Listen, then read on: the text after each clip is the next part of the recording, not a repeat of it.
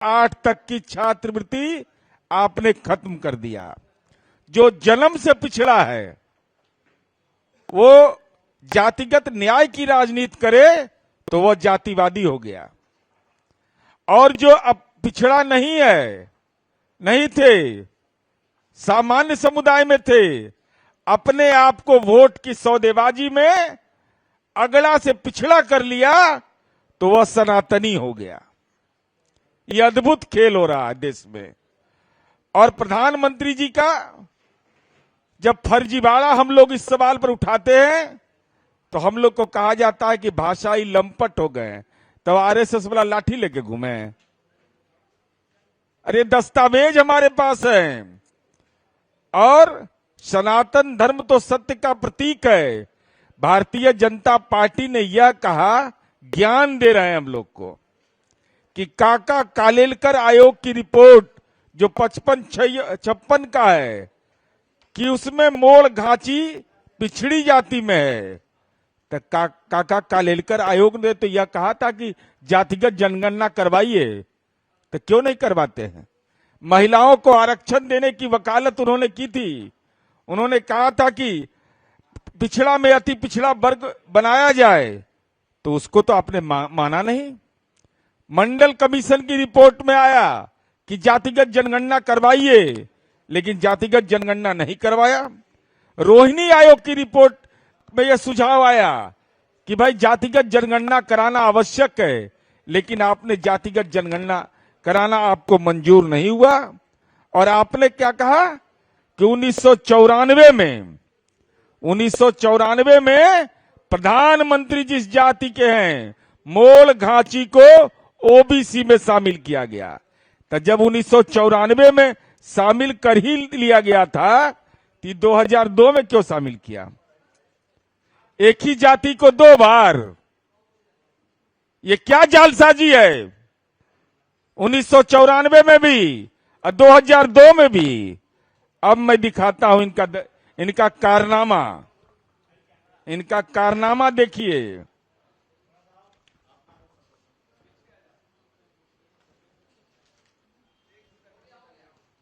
मैं दिखा रहा हूं, दोनों दस्तावेज मेरे पास हैं। ये गुजराती में है ये ऑर्डर, और ये हिंदी में है ये गुजराती में। ऐसा नहीं कि आपकी जागीर है गुजरात का परिपत्र हम लोग को भी मिल जाता है, और ये हिंदी में है।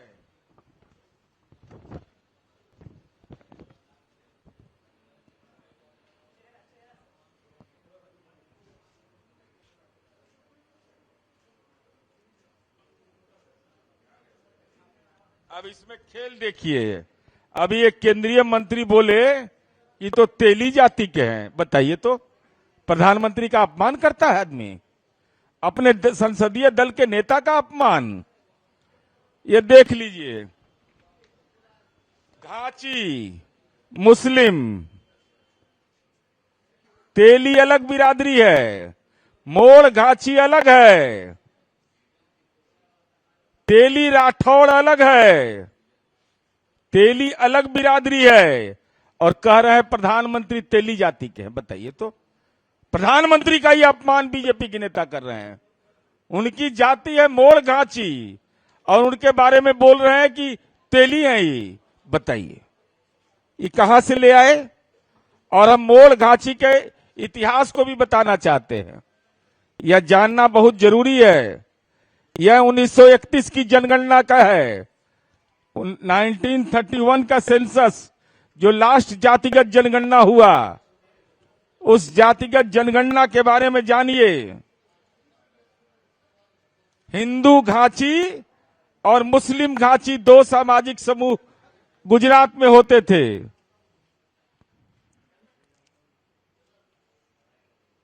अहमदाबाद घाची, जो उसमें सामाजिक समूह थे, वह देख लीजिए, वह साफ साफ लिखता है, ऑन द 8 डिविजन्स द मोड़ा एंड सिखपुरियाज rank highest, the other various eating food cooked by them and they do not eat food cooked by the other 6. अब 6 कौन कौन थे? अहमदाबादी, चंपरिया, मोड़, पटानी, सिद्धपुरिया, सुरती, कहमटिया, पंचोली। 6 सामाजिक समूह, 8 सामाजिक समूह में से के साथ कुछ एक ऐसे सामाजिक समूह थे जिससे मोड़ घाची के लोग उनका खाना मंजूर नहीं करते थे, उनके साथ खाना नहीं खाते थे, उनको अछूत मानते थे। और हम यह जानना चाहते हैं भारतीय जनता पार्टी से कि अगर आप यह मानते हैं कि आदरणीय प्रधानमंत्री जी के बारे में मैंने बताया कि 1994 में जब मोड़ घाची को ओबीसी में शामिल कर लिया गया तो 2002 में क्या जरूरत पड़ी थी? एक जाति का 2 बार।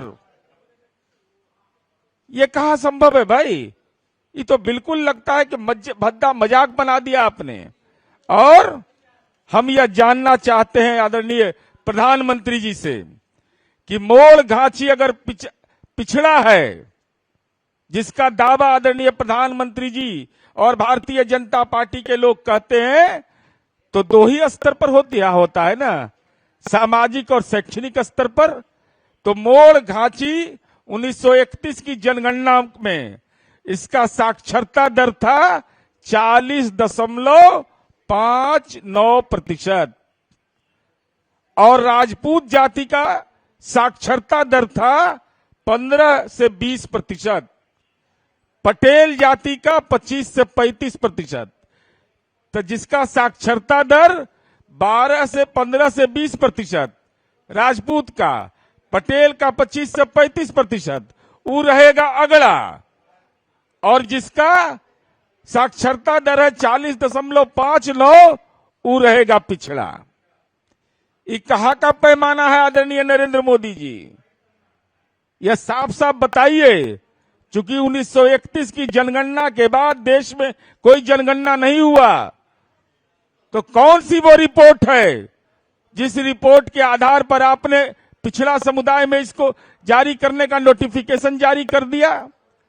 और साथ ही साथ हम यह जानना चाहते हैं, आपने तो उत्तर प्रदेश के कन्नौज में कहा, जो मैंने वीडियो दिखाया था, कि हम पिछड़ा नहीं, पिछड़ा के बेटा हैं, हम अति पिछड़ा हैं।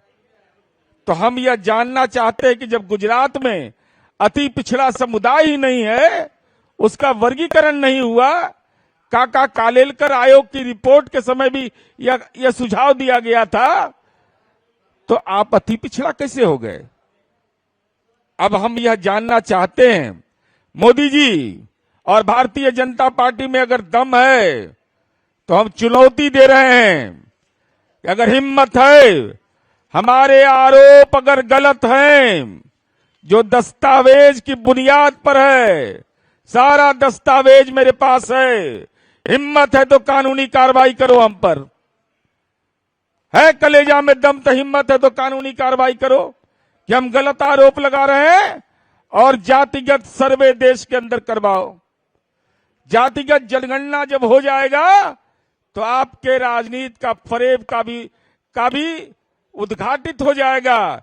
इसीलिए भारतीय जनता पार्टी जातिगत जनगणना नहीं कराना चाहती है राष्ट्रीय स्तर पर, चूंकि उस बात का एहसास है कि हमारे संसदीय दल के नेता ने मोड़ घाची जाति, जिसका साक्षरता दर 1931 की जनगणना में 40% से ज्यादा था, जिसको अगली जाति था, जिसका साक्षरता दर कम था, उसको अगला में रहने दिया, और जिसका साक्षरता दर ज्यादा था उसको पिछड़ा में शामिल कर लिया, वोट की सौदागरी करने के कारण।